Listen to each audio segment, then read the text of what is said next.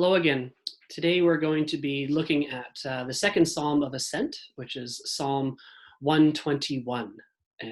So I invite you to read along with me and to pray this psalm today. I lift my eyes up to the mountains. Where does my help come from?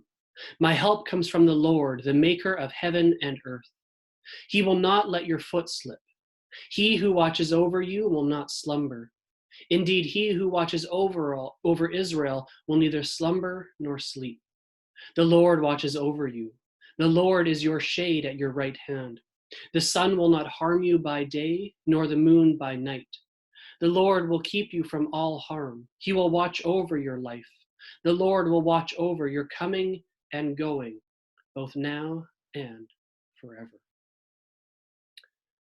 This psalm is, of course, as I said, the second psalm of Ascent. It is the second in, again, this string of psalms that the people would have sung on their way up to Jerusalem to celebrate the holy feasts 3 times a year.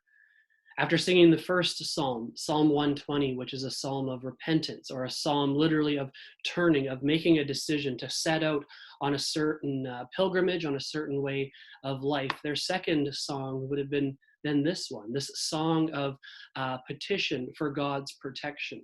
Traveling in the ancient Near Eastern time was not really the safest thing to do. The people, as they made their way up to Jerusalem, would have had to walk through many different valleys and crevices. And all around them, they would have been surrounded by foothills and then by much larger hills. And these hills really presented two threats to them. The first was living within these hills, within the caves of these mountains were, of course, robbers and thieves and bandits that could attack them physically at any time. The second danger, though, that they faced on this was really a threat to their own spirit, or a threat to their own heart. Because on the tops of many of the hills around Jerusalem were different kind of worship places, worship centers for the different idols.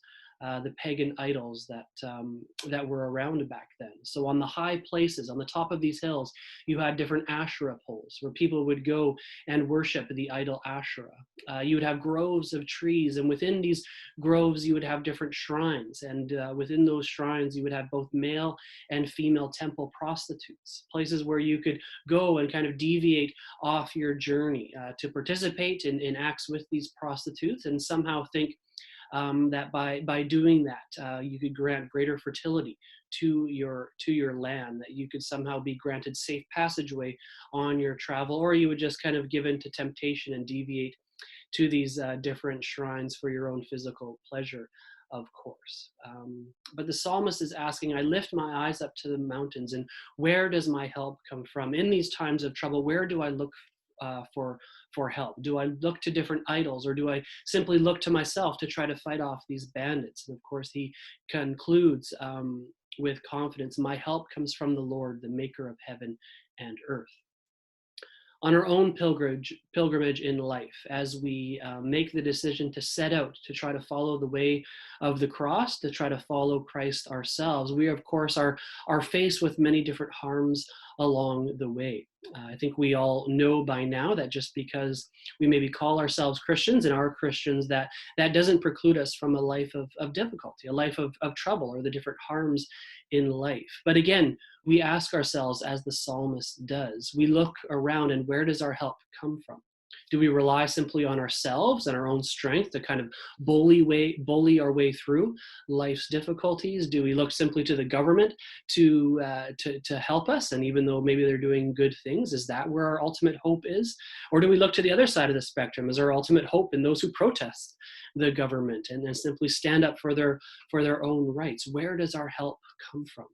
And of course, the psalmist encourages us to pray, my help comes from the Lord, the maker of heaven and earth. He will not let your foot slip. He will neither slumber nor sleep. But on our pilgrimage, it is God who ultimately protects us. That even if and even when harm or trouble come our way, God is still our protector. He still travels with us. And one thing he always does is his presence will never leave us, and he will never let any evil come between us and him. Eugene Peterson, again in his book, Along Obedience in the Same Direction, writes this. He says, all the water in the oceans cannot sink a ship unless it gets inside, nor can all the trouble of the world harm us unless it gets within us. The only serious mistake we can make when illness comes, when anxiety threatens, and when conflict disturbs our relationships with others, the only real serious mistake we can make is to conclude that God has gotten bored looking after us and has shifted his attention to a more exciting Christian.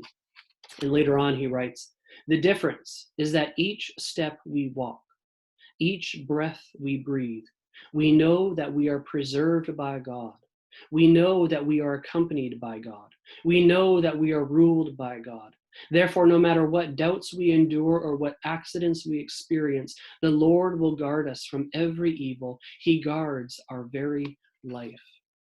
We all know, of course, that we live within a world that is broken, the world that is groaning out for its new creation. And we're not immune to the troubles of that world. But God assures us when we set out on our pilgrim journey to follow him with our eyes set on him, that he will guard our life, that he will protect our spirit, he will protect our heart, and that there is no evil, there is nothing that the evil one could bring upon our path that can separate us from his love. Peterson concludes his chapter with these words. He says, faith is not a precarious affair of chance escape from the evil one's assault, but it is a solid, massive, secure experience of God, who keeps all evil from getting inside us, who guards our life, who guards us when we leave and when we return, who guards us now and who guards us always. Friends, as we look around, we see so much disorientation in our world right now. Let us not look around for our ultimate health, but let us look up to the Lord and know and trust that he is our help, that he is the maker of heaven and earth, and that his presence is with us wherever we are on our pilgrim journey of faith.